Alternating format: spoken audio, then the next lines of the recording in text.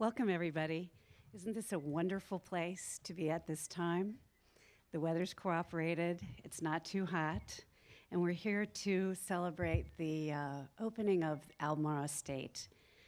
My name is Jane Dittmar, and I serve as chair of the Albemarle County Board of Supervisors, and I represent the Scottsville Magisterial District where we are today. I'm joined by several other elected leaders from our board. I think over here we have Ann Malik, wave Ann, Ken Boyd, Brad Sheffield. Together we celebrate with you. So why is this a significant event?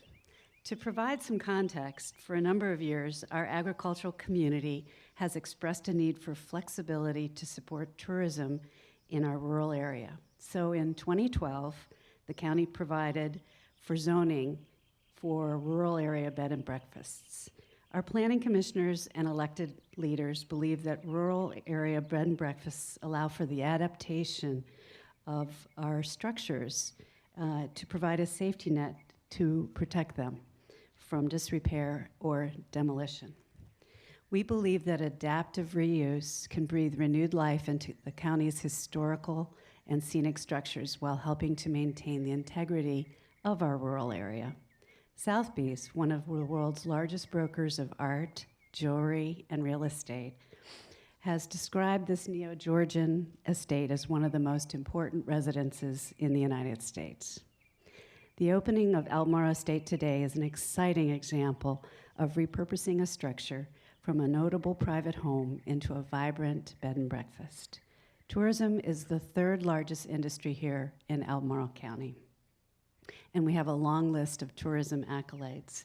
Best places to travel in 2015, best fall foliage destination, and best wine harvest destination, to mention three of my most favorite in recent times.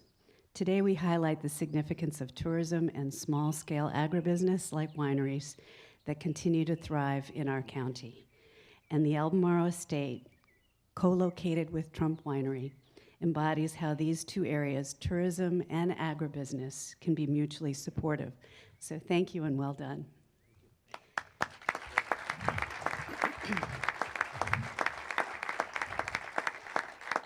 It is now my pleasure to introduce our next speaker. Todd Haymore is our Commonwealth Agriculture and Forestry Secretary. Secretary Haymore has served in a number of leadership posts in the public sector and under a series of governors, starting with Tim Kaine, continuing with Bob McDonnell, and now with our current Governor Terry McAuliffe. As Virginia Secretary of Agriculture and Forestry, he oversees two of the state's three largest industries, and additionally is responsible for the Virginia Department of Forestry and the Racing Commission, which promotes and regulates horse racing in the Commonwealth. During his extensive public service to the Commonwealth, Secretary Haymore has been no stranger to Albemarle County, and we are so pleased to have him here to celebrate with us today.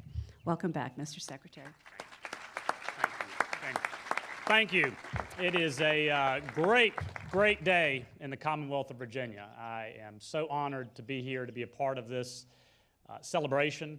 The wine industry is one of the fastest growing sectors of Virginia agriculture. And as everybody, I'm preaching to the choir here for a moment, everyone knows agriculture is Virginia's largest private industry.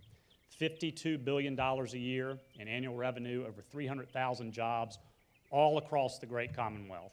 And the wine industry is one of the fastest growing sectors of that economy. And everywhere you go in the Commonwealth, from the Eastern Shore to the Monticello AVA to far southwest Virginia, the wine industry is thriving. It is generating numerous jobs, lots of opportunities, particularly in Virginia's rural economy, where we need more economic activity, we need more jobs. And one of the most important things about the wine industry and the growth that we're experiencing is the tourism related to it, the wine tourism. Last year, 1.6 million visitors came to our wineries, sampled our wines, and bought a lot of wines, because last year we also reached an all-time record high in wines sold from Virginia. Over 500,000 cases. That translates to more than 6 million bottles. We are now the 5th largest wine producer in the United States of America, And I have a feeling that these two gentlemen behind me are going to play a role, a very significant role, in that number climbing. Here. So today, as we celebrate the formal opening of the Albemarle House, I also want to add my congratulations and thanks to the Trump family for what they have done and what they continue to do. I spent time on this estate before it went into Trump ownership. I can tell you firsthand how in disrepair the vineyards were, the overall condition of the land, and last but certainly not least, this gorgeous home behind us, which is now an outstanding bed and breakfast that's going to contribute so much growth to the wine industry in this area and across the state. So it is a great, great honor again to be here with you, to celebrate this great achievement and watch as the Virginia wine industry climbs to even greater heights because of the great wine that we're producing, the outstanding tourism aspect that is interwoven in that, and lastly, because of outstanding establishments like this today. It is my great honor and privilege to introduce, some of you have heard me say this before, you never want to be the most useless person in an event or in the room when you introduce people who do not need introductions. I'm going to introduce someone who really doesn't need an introduction. But the next gentleman who's going to speak has a very famous last name, no surprise there. But I can tell you in my dealings with him over the last 3 years, he's a man of himself. He is doing outstanding things. The things he's doing here with his team is the reason he is so successful. And I have enjoyed the work that we've done together over the last 3 years, and I'm looking forward to working with him in the future to grow this great wine industry and the wine tourism sector that's so important. Ladies and gentlemen, without further ado, Mr. Eric Trump. Well, Todd, thank you so much, and Jane, you guys have been such incredible friends of ours. It's actually only fitting that you introduced me because the first call when we bought this property that I received was from Todd saying, listen, Virginia's here for Trump. Anything we can do for you guys. We see kind of the disrepair that the vineyards were in. We see the potential of this property.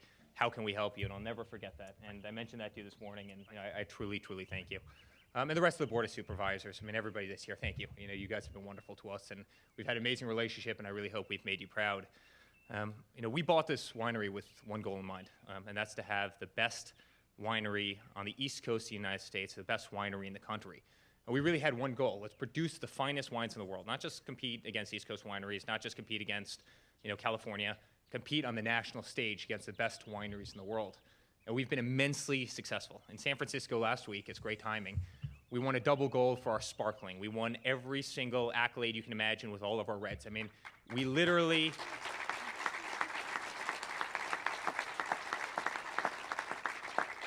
We showed the rest of the world that the East Coast can compete against the best wineries, the oldest winemaking regions in the world and win. And I'm incredibly, incredibly proud. And we have an amazing team here, Carrie and the entire staff. You guys have done such a phenomenal job. John, who makes all our wine, has done such a phenomenal job.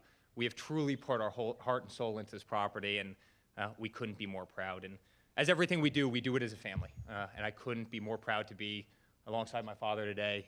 He instantly saw this property. He saw the potential of this property. He saw John Kluge's initial vision for this property, and he knew we had to get it. And we've just had really the time of our lives working on this together and making it the property you see today. So right now, we are the largest winery on the East Coast of the United States.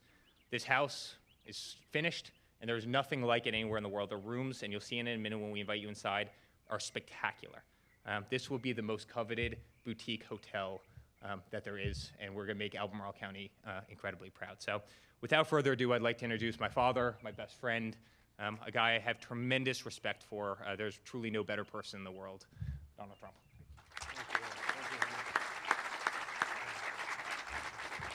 Thank you. Thank you, Eric. You have done a fantastic job. I put him here. I said, make it great. He made it great. We had a very interesting time. John Kluge was a friend of mine. He was one of the richest men in the world at the time, and I've known him. I knew him when I was a very young guy, and I used to be around him. And I liked him because he actually told somebody, that Trump guy is really smart. And anybody that says that, I like. And I got to know him better and better over the years, and he passed away. He was quite, he was in his 90s, actually. And he bought this, and ultimately it went into different hands, and it went down, and it went way down. And it's close to 1,300 acres, so that's a tremendous site, but had the potential to be so incredible. Very importantly, it is considered, as Eric said, it's the largest winery on the East Coast, and I think maybe more important than the size, we make the finest wines. We make many different types of wines, but we make the finest wines, and that to me is more important than the size. But the size does matter, and we are at with the vineyards and everything, we're the largest on the East Coast. But it was a very difficult purchase because a lot of people wanted it, and I wanted it, but I didn't want to pay for it. Does that make sense? I wanted it for nothing. So we went in, and I negotiated with a bank that truly didn't understand what was going on, and I couldn't make a deal with them. And I said, when are you going to auction? I want to go, and I'll buy it at auction. And they said, you'll never make the deal nearly. And I went to auction, and everybody saw me, and nobody bid. I had very few bids. It was great. Sometimes it helps to have a terrible reputation. Does that make sense? And we were able, hundreds of millions of dollars over the years was spent on this property. We were able to buy it for $6.5 million. But that didn't include the house. Now I have to get the house, because the house was a part of it, but this didn't include the house.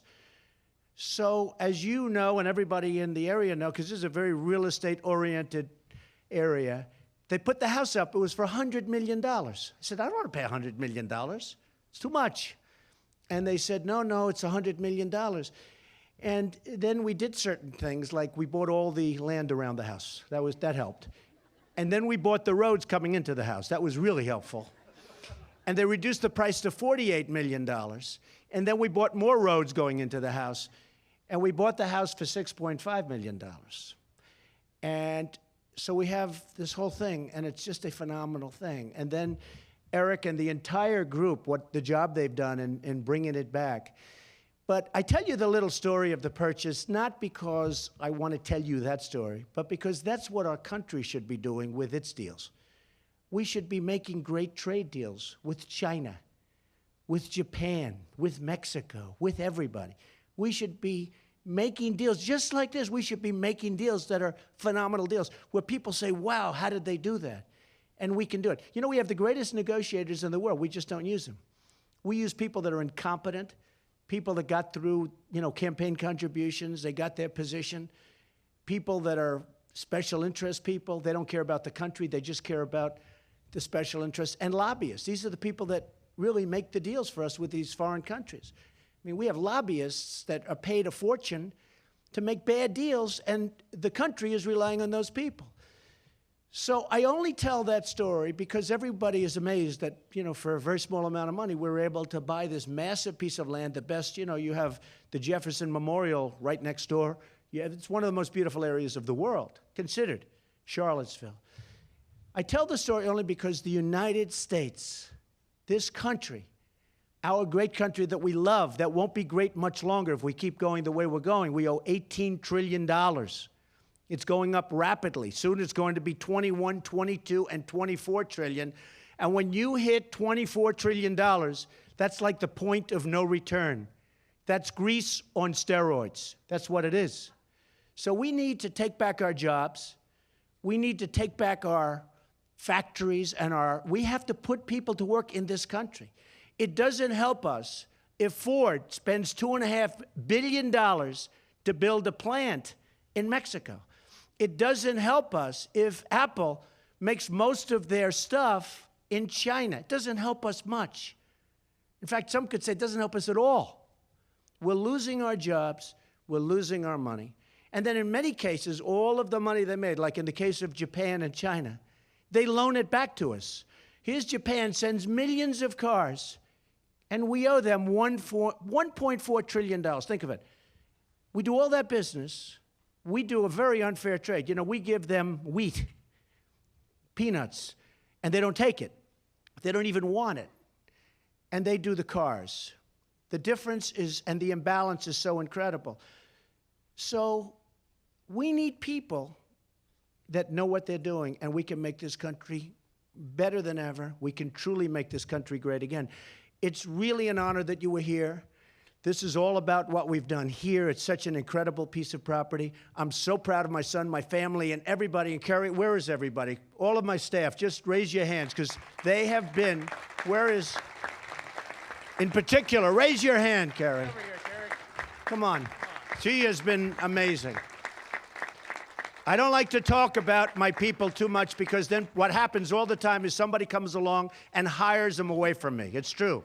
Are you the one Mr. Trump was talking about? They double her salary, they take her away. I don't like that.